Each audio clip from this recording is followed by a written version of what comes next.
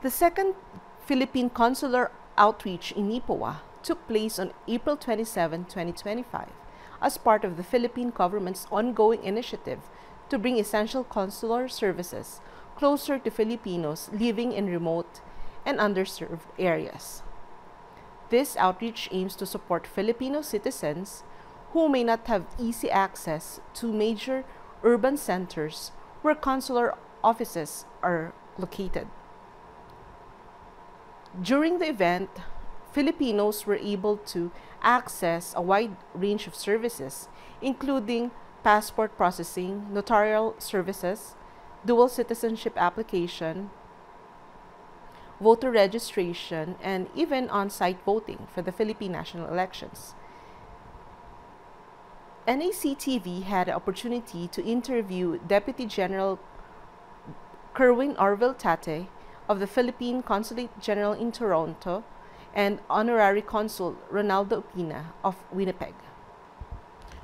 Both officials discussed the importance of the outreach, the services provided during the day, and their future plans to continue expanding the reach of consular services to Filipino communities across Canada. The outreach would not have been possible without the initiative and persistent advocacy of Larne Santos from the Nipawa settlement.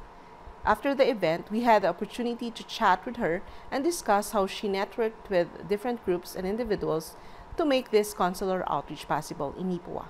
Andito po kami ngayon sa second year ng consular outreach dito sa Nipawa. So kasama po namin ngayon ang Philippine Honorary Consul in Winnipeg at ang Philippine General Consul Toronto. Deputy Consul General in Toronto. Okay yes. Po. Pa-introduce na lang po ng inyong sarili at ang inyong pong positions. Yes.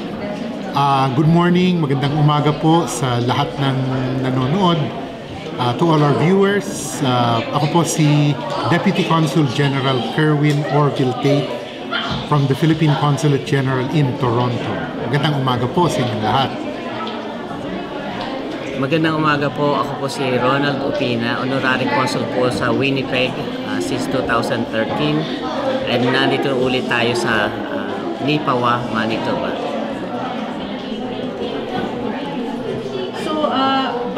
Kung pwede po kayo magbigay ng county overview about the Philippine Consul General at ang mandato po ito. Okay. Yung Philippine Consulate General po, kami ang representante, the representative of the Philippine government dito sa Toronto.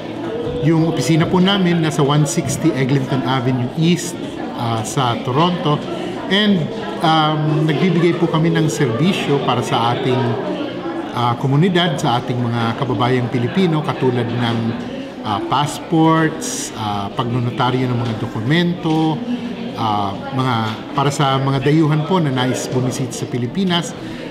Nagbibigay din po kami ng mga visa and marami pa pong ibang tulong ang binibigay namin sa ating mga kababayan at sa ating mga komunidad. Meron din po tayong opisina doon na namamahala sa trade and economics. Yung DTI po, yung Department of Trade and Industry ng Pilipinas, ay bukas din po ang opisina at para sa ating mga manggagawang Pilipino na nasa labas ng bansa na tinatawag nating overseas Filipino workers, meron din po tayong opisina ng Department of Migrant Workers. So may Migrant Workers Office po and OWA, yung Overseas Workers Welfare Administration. Meron din po tayong opisina sa building na kung saan kami naka-locate. At meron din po tayong representante ng Social Security System. So ay yung tinatawag nating SSS, nandun din po sila nagbibigay serbisyo sa ating mga kababayan. So marami po kaming idinudulot na mga serbisyo at ngayon po nandito kami sa Nipawa dahil bahagi ng aming serbisyo ay yung lumabas at magbigay ng tulong sa mga komunidad natin, sa mga kababayan natin na nandito po sinasakop ng aming opisina. kabilang na po kasi yung Manitoba, yung buong Manitoba, sa mga lugar na pinibigyan namin ng serbisyo. So, nandito po kami, every year po, nagbibigay kami ng serbisyo during our consular outreach mission. At the same time po, nais ko na rin pong i-promote yung mga serbisyo na binibigay ng ating honorary consulate. So, i-turn over ko po yung kay Honorary Consul Ronald Upina. So, ang Honorary Consulate Winnipeg po is we are reporting sa Consul General ng Toronto. Consul General ng Toronto is our supervising post, headed by Consul General Angelica Escalona, Deputy Consul General Kerwin Tate, and we have two more officers, Consul RJ and Consul Trina. Dito po sa Manitoba, I'm heading the consulate, and part of the consulate is consular services. Itong consular services is outreach. Merong assistance to national, and we are focusing on the economic diplomacy dito sa Winnipeg and surrounding Manitoba. So, salamat po. Doon po sa last year po, yung first outreach dito sa Nipawa, kamusta naman po ang naging resulta po nun? I think it was very successful, at saka ito ang version 2. We have to do it 2.0 dahil due to the popular demand, based on the feedback that we're gathering from the sa mga na-applicants. Very appreciative silang lahat dahil access is main reasons sa kanila, and we're actually extending that access, bridging that access, and now we are conducting how many more passports, notarized document, legal documents, and I think there are a couple of people that is actually participating on our online voting. It so happened that this is the seasons of what do you call that? Elections in the Philippines is how do you call it? Midterm election in the Philippines, and we're actively engaging with Filipino who can vote to still vote while we're here in Nepal. So ito po yung addition po dun sa last year na wala po kasi hindi pa naman po election last yes, time. pero po last year we are collecting registrants who is eligible to vote. We are still gathering those registrants so that they can vote on the actual elections. But last year we have registrations. So aside po from the registration and actual voting, ano pa po yung ibang mga servisyo na available po today? Today po, unfortunately, we don't have SSS, but this is much more on the consular services, particularly only in consular services.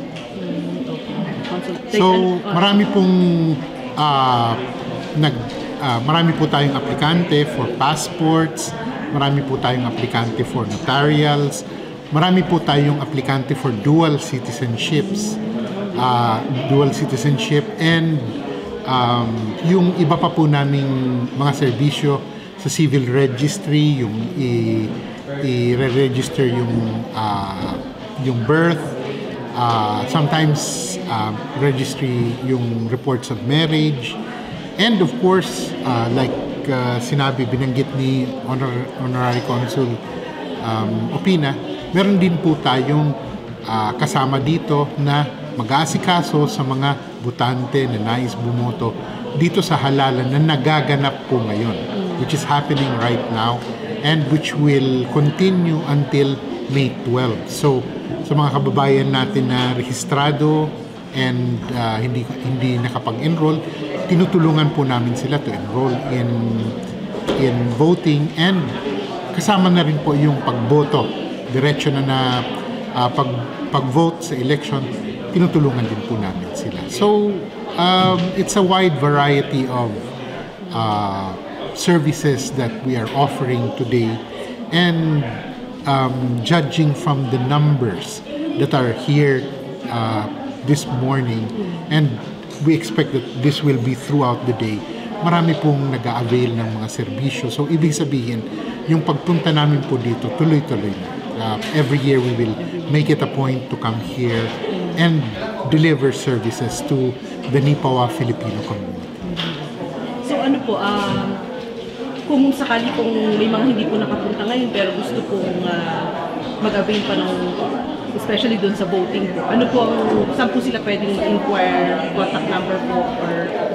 Nasa Facebook page po namin yung mga kinakailangan, yung pag-enroll, may QR code po na pwede, at mag-iiwan po kami ng materials namin dito sa mga organizers para yung mga botante natin na nais mag-enroll and mag-participate sa kung kasama sila sa registered voters, pwede po sila mag-enroll at pwede po silang bumoto. And as a matter of fact, nakikiusap po kami sa lahat ng mga botante, mga rehistrado na voters dito sa Nipawa, kung maaari po, sumama tayo dahil importanteng marinig ang boses niyo.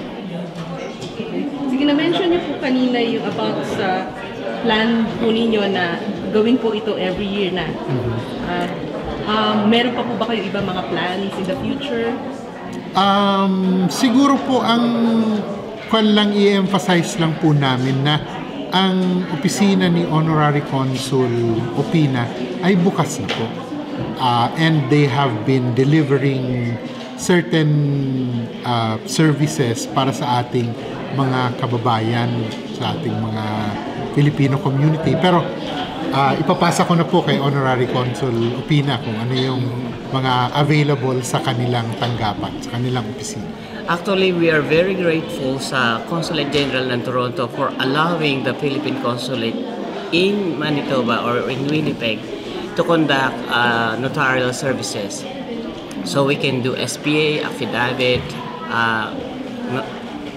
SPA po yung kanyan, sa Special Philippines. Power of Attorney na kailangan sa Pilipinas. NBI, consularization of NBI. So we have mortuary certificate as well. We have a what you call that, emergency travel documents. Those can be done in Winnipeg. Online reservation, so very accessible na. And in terms of the plan for this year, the Consulate General in Toronto actually is reaching out 4 different rural areas in Manitoba this year. Number 1 is of course Nipawa, other is Steinbach, Portage La Prairie, and I think Brandon.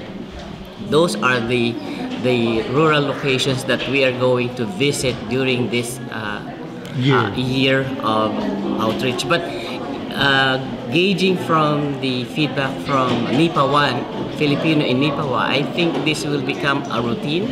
The Filipino communities here, with the leadership of Ms. Laarni, and the Nipawa settlement were very, very helpful in getting this event successful.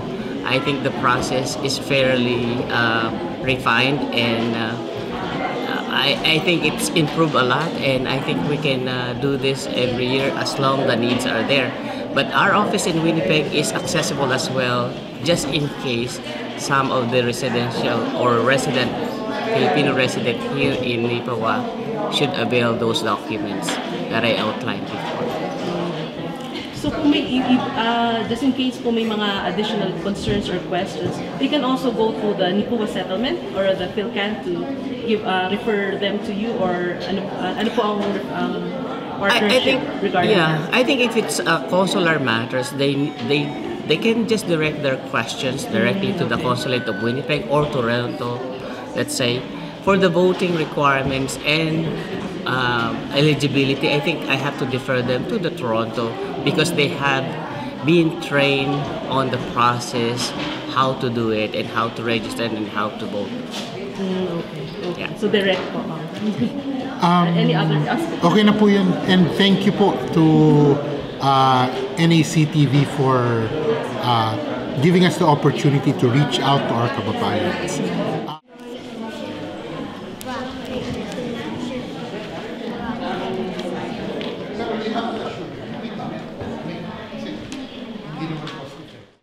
Magandang araw po sa ating lahat. Nandito po kami ngayon para pag-usapan ang nakaraang second consular outreach noong April 27 ng taong ito. At kasama natin ngayon si Ms. Laarni Santos ng settlement, ng Nipawa Settlement, para i-discuss ano ba yung mga nangyari nung huling consular outreach. O bago natin simulan siguro, ano ba yung, paano ba nagsimula ang consular outreach dito sa Nipawa? Okay. Unang-una sa lahat, good afternoon, Liway, at ako'y naimbitahan mong muli dito. Nagsimula kasi ang outreach program, ito ay medyo matagal-tagal ang proseso. So, bali ang nangyari niyan, kasi maraming nangangailangan ng mga consular services dito sa Nipawa. Nagkaroon man ng consular services noon dito, noong August 20, taong 2021. Bagamat yun ay para lamang sa mga manggagawa sa High Life Foods. So marami kasing nagtatanong ng mga pamilya o mga paano yung mga anak namin, paano yung aming mga asawa, paano sila makaka-avail ng mga consular services. Ang ginawa ko, sa aking personal na pagkikipag-ugnayan sa Philippine Consulate ng Toronto, ganun din yung Honorary Consul ng Winnipeg, iyon ay taong 2021. Nagkaroon lamang ng linaw nung malaking bahagi rin ng ating Member of Parliament na si Dan Measure, dahil nasabi ko nga sa kanya na pinapatuloy kong iniimbitahan ang mga konsulado na pumunta dito. One time pumunta siya doon at nabanggit din niya na ito ang kailangan sa aming komunidad. Doon ay nagsimula ng formal na unti-unting kailangan pala ng Nipawa ang consular services sa dami ng mga Pilipino dito sa ating komunidad. So doon nagsimula. So nagsimula 'yon nung isang taon. Ngayong taon na naman ay nangyari ulit. So doon 'yun ang simula ng aming doon nagsimula kasi marami ding struggles, marami ding back and forth na mga email namin sa konsulado, sa akin, at saka sa honorary consul sa Winnipeg. So, noon bang wala pa to, paano ang proseso na ginagawa? Dahil siguro base sa experience ng nating mga Pilipino. Yes, nung wala pa ito, ang ginagawa lang namin sa settlement office kasi, nung wala pa to, nakikipag-coordinate ako sa honorary consul sa Winnipeg. Bale, ang nangyayari, kinukuha namin lahat ng mga pangalan ng mga ating mga kababayan. Kung sino yung mga nangangailangan ng mga serbisyo, hindi lamang sa Nipawa, kundi sa kalapit na mga ng mga komunidad dahil kailangan din nila ng serbisyo. So ngayon kinukuha ko lahat 'yon at ibinibigay ko lahat ng listahan ng mga pangalan, anong kailangan nila. Ibibigay ko 'yun sa honorary consul sa Winnipeg at doon sila magre-renew ng kanilang yung mga consular services na kailangan nila. So doon, kumbaga para ang nangyayari, nahihirapan ngayon yung mga kababayan natin, lalo na yung may mga trabaho, hindi pare-pareho ang shift nila, may umaga, may panggabi, kaya kumbaga hindi nila nakukuha yung serbisyong kailangan nila during the outreach ng consular services pagka merong mga schedule dito sa Winnipeg, Manitoba. So yung mga experience na yun, kumbaga sinasabi rin sa iyo ng mga clients mo sa settlement? Oo, sinasabi nila yon. So kumbaga nakita namin yung talagang pangangailangan nila. Kasi nga biruin mo yung sa trabaho nila, kailangan nilang hindi pumasok para lamang makapag-renew ng passport or ibang consular services. Sinasabi nila sa amin yon, hindi kami pwedeng pumunta dahil malayo, hindi kami pwedeng pumunta dahil syempre yung oras at yung gastos din nila papunta doon. O, it's either pupunta sila ng Winnipeg, kung wala sa Winnipeg, pupunta sila ng Toronto kung kinakailangan. Kasi kahit sa Winnipeg, hindi naman din regular yun doon, ano? Oo, hindi siya. Kumbaga ang nangyayari, tuwing ikatlong buwan or yung quarterly na sinasabi nila, dun lang siya. Pero sa dami ng tao sa Winnipeg, kung minsan parang ang nakakakuha lang ng ilang slots. First, kumbaga parang una-unahan lang. So nabibigay ko yung mga pangalan ng mga kababayan natin, sila na ang magko-coordinate kung anong slot ang makukuha nila. So ganun ang proseso noon. So ang ginawa ko, kailangan magkaroon na rin dito ng consular services. So, ang nangyari doon, nung parati akong nag-i-email, kasi ako ay makulit, kasi gusto kong matulungan ng ating mga kababayan, ginagawa ko parati akong, hindi ko tinantanan ang Philippine Honorary Consul, lalo na yung sa konsulado sa Toronto. One time, merong outreach dyan sa Winnipeg. Pero ang nangyari noon kasi nabanggit na ng ating Member of Parliament sa bagong Consulate General ng Toronto na ito ang kailangan ng NIPAWA. Ako ay umattend ng kanilang sinatawag na Filipino Community Meeting. And then na-raise ko yung yung mga concerns na kailangan ng mga kababayan natin, hindi lang sa NIPAWA at sa mga kalapit na mga komunidad din. Sinabi ko na ganito ang populasyon ng NIPAWA, ito yung mga kanilang kailangan. Sa dami ng tao, hindi lahat nakakakuha ng mga serbisyo ng consular pagka merong schedule dito sa Winnipeg. Doon, pagkatapos nung PhilCom meeting na yon, nag-usap kami nung Consulate General na eto. So, binigyan niya ako ng email address niya na pwede kong siyang i-email direkta para doon na nagsimula kung bakit nagkaroon tayo ng consular outreach dito sa NIPAWA. Saan po yung Filipino Community Meeting na yun? Dito sa Winnipeg yun? Doon sa Winnipeg noon. Nung may schedule sila last year. Meron sila schedule. Ako ay naimbitahan ng Philippine Honorary Consul ng Winnipeg. O, sabi sa akin, Laarni, merong Filipino Community Meeting dito. Kung gusto mong mag-attend kasi ganito. So, kumbaga parang part ng aming trabaho sa settlement ay magbibigay tayo ng serbisyo na kailangan ng ating mga kababayan. Pumunta ako at naihain ko yung mga concern ng mga Filipino. Wow, salamat sa iyo, Ate Laarni. At least hindi na kailangan magbiyahe pa sa sa Winnipeg or sa malalayong lugar pa sa Toronto. O kaya Toronto pupunta sila ng renewal, pupunta din sila ng Calgary, pwede rin naman yun. Pero malayong biyahe. Malayong biyahe. Saka iyaano mo din yung, siyempre mahirap yung gastos din ng mga tao. At saka hindi sila kaagad-agad makakapagliban sa kanilang mga trabaho. Kaya yun. So kumbaga parang yun ang naging outcome, yun ang kagandahan ng So, ang role dito ng PhilCan? Meron bang ang role kasi ng PhilCan dito dahil nga sa dami natin. PhilCan ka rin, di ba? Aside from NIPAWA settlement. Yes, Sa PhilCan kasi ito yung association ng lahat ng mga Filipino-Canadian Association of NIPAWA and area. So ang role ng PhilCan naman dito, ang nangyari kasi ito yung kaming dalawa ay kumbaga parang partner. Kasi kumbaga parang ang lahat ng binibigay na serbisyo ng consular services ay para sa mga Filipino. So dapat lamang na ang Filipino-Canadian Association ay magiging parte nung consular outreach. Dahil unang-una, mga Filipino yung magbibigyan ng serbisyo. So yun, naging pasalamat ko sa kanila dahil hindi naman nila ako pinabayaan, nandiyon sila sa supportan nila. At the same time, pati ang NIPAWA Settlement Office, nung kailangan ko sila, nandiyan silang sumusuporta sa akin. So all the way. So yung PhilCan pa may role din sa before the actual outreach or just the actual actual outreach lang? Doon na lang sa actual outreach. Kumbaga parang ang ginagawa ko lang ang sinasabi ko lang, binibigyan ko lang sila ng information. Eto, pagka may meeting kasi ang PhilCan, sinasabi ko na, eto ang nangyari. Nag-email ako sa konsulado na kumbaga parang hinihingi ko na magkaroon ng consular outreach dito sa NIPAWA. So at least kumbaga parang alam nilang lahat na ganun ang mangyayari.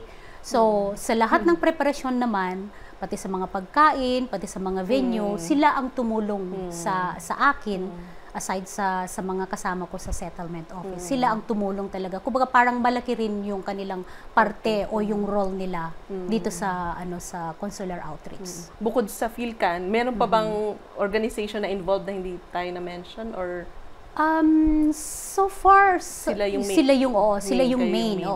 Kami yung main. Kumbaga parang laking pasasalamat ko din nung huling outreach din. Ang magandang kwan din dyan is itong Arts Forward kay Yvonne Sisley. So kumbaga binigay niya yung Arts Forward na walang bayad na doon namin winelcome yung mga delegates ng consulate nung first time nilang unang punta nila dito sa sa NIPAWA. Ito yung nung isang taon. Yung unang punta nila dito, sinabi ko kay Yvonne, pwede ko bang gamitin ang Arts Forward para doon i-welcome yung mga staff o yung delegates from Consulate General dun from Toronto. So nagsabi siya sa akin yes, pero wala yung bayad. Laking pasalamat ko sa kanya. Okay. Ganun din, nung time na yon wala talaga kaming venue mahanap. So, kumbaga, nung kasi kailangan, after ng consular outreach, kailangan din nung sinasabi nilang Filipino community meeting. Yung Filipino community meeting na yon kung ano yung mga concerns ng mga tao, mga kababayan natin.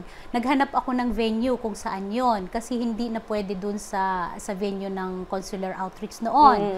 Nahanap ko ang St. Dominic's. Naman. So, free din yun, wala ring bayad. Kaya, oo. So, yun yung mga... Sila din yung mga naging mahalagang sila din ang naging part. Kaya naging successful yung outreach ng una. Okay. So, punta na tayo ngayon sa sa nahuli yung second consular outreach na nangyari noong 27th, April 27th. Ano yung naging siguro mga naging feedback mo or yung experience nyo? Ang naging feedback kasi is napakaganda. Kumbaga parang ang expectation kasi ng tao, syempre, consular outreach yan, madaming mga serbisyo na ibibigay. Kumbaga, meron din yung mga taong hindi sila nakapag-appointment, pero sila ay na-accommodate ng mga miyembro ng consulate. Ngayon, ang feedback doon, kasi kumbaga ang nangyari is sana tuloy-tuloy na itong consulate outreach na ito. Maganda ang proseso, kumbaga parang ang daloy ng proseso ay napaka-smooth. Oo. Kahit maraming tao, at least na-accommodate mo pa rin sila. So, yun ang naging feedback nila. Laking pasalamat nila dahil hindi na sila bumabiyahe pa. Oo, laking pasalamat nila kasi nakakausap nila ng, kumbaga parang, at least, yung face-to-face na kung meron silang tanong na-address na kaagad yun. So, yun ang laking pasasalamat nila. Oo. Doon sa interview ko, doon sa Consulate General at kay Mr. Opina, kay Consul Opina. Yes. Na-mention nila na about ang nadagdag ngayon nung recent na consular outreach ay yung voting. Yes. Yung kasi yung sa absentee voting, normally pagka ganon, nakikita mo na yun dun sa kanilang website. Pero itong taon na to, yung sa absentee voting, pero itong taon na to kasi hindi nila kaagad na ibigay sa amin yung sa voting na yon. Okay. Pero meron pa din silang na-accommodate regarding doon. So, ang mangyayari ngayon, binigyan nila ako ng nung mga flyers nila, eto yung gagawin, kung sa mga absentee voting, at least yung iba, yun ang nadagdag.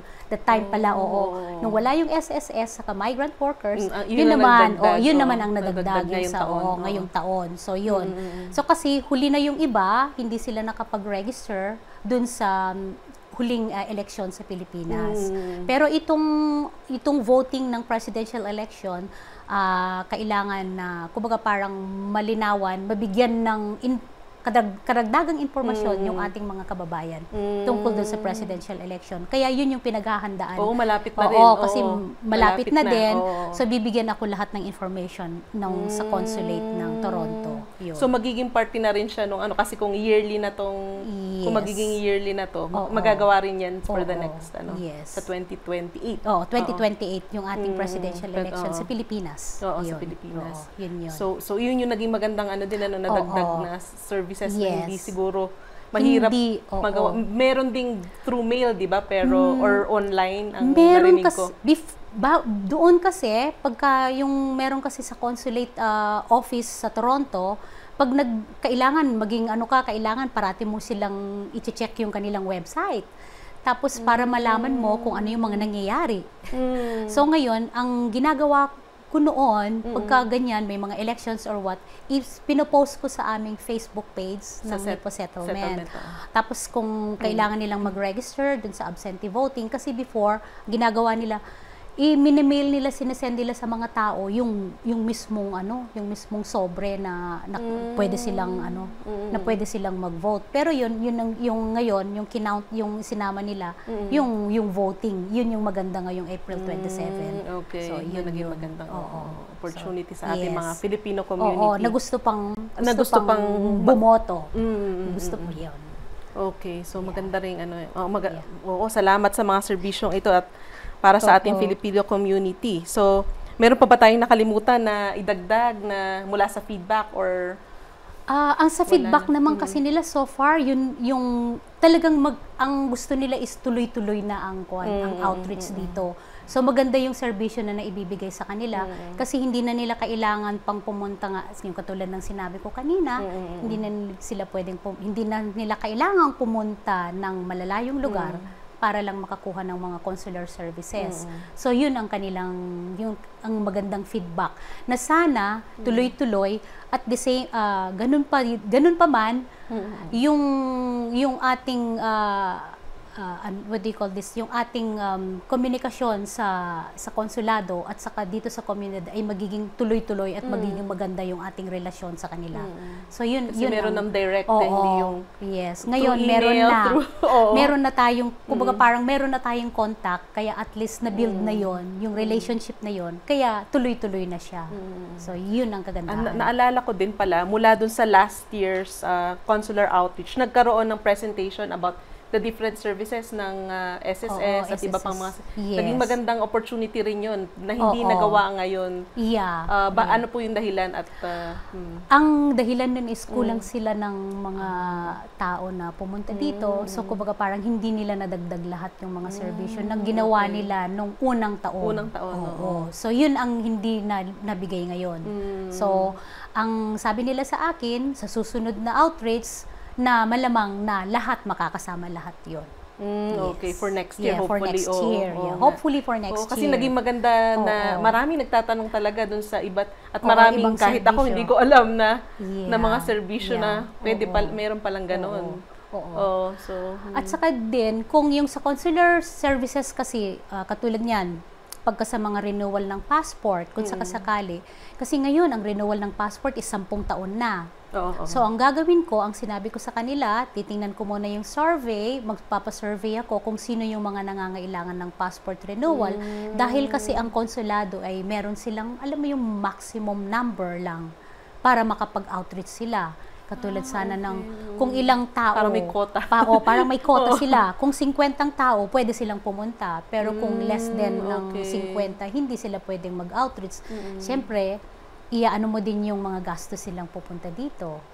So, yun yung mga dapat mo ding na-consider. Anong way pala, Ate Arnie, yung kinukuha mo yung feed para malaman mo kung gaano karami yung interested? Ang ginagawa ko yun... Booking ba or paano? Ang ginagawa namin sa settlement office ay nagpo-post kami sa Facebook na kung sino yung, kumbaga ang tawag namin din is expression of interest. Kung gusto ba ninyo magkaroon ng consular outreach dito, ano yung kailangan ninyo? Passport renewal ba? SPA, yung mga sa birth or marriage, yung mga different consular yung iba-ibang consular services. Yun ay pinopost namin. Tapos, magbibigay sila ng kanilang email. Ano namin yun, kumbaga ihahain ko yun, ibibigay ko yun sa sa consulate para kung baga doon nila malalaman kung kailangan ba nilang pumunta dito or hindi. Okay. Pero sa dami ng ating mga kababayan na nangangailangan, talagang kailangan nilang pumunta ng NIPAWA. Okay. So marami din pala talaga ang after nung yun. Yes. Madami sa Facebook. Yes, madami din, madaming proseso din. Madaming proseso din. At saka ang natin diyan is daang-daang kababayan natin ang naka-avail ng mga serbisyo sa consular. Kaya kumbaga yung feedback ay napakaganda at saka yun nga sabi ni Honorary Consul na talagang kumbaga ang nila dito sa NIPAWA ay napakaganda nung kumbaga parang yung pag-welcome natin sa kanila. Kumbaga talagang maganda yung daloy lahat ng kahit maraming tao during the outreach. Kasi may support din ng PhilCan at NIPAWA settlement. Yes. Lahat ng PhilCan, mga miyembro, yung mga officers, lahat ng mga volunteers. So, yun. So volunteers lahat yun? Oo, volunteers during lahat the day. yun. So, volunteer lahat yun. Pati sa pagkain, volunteer din yun. So, yun. Wow, very good na merong community engagement. Yeah.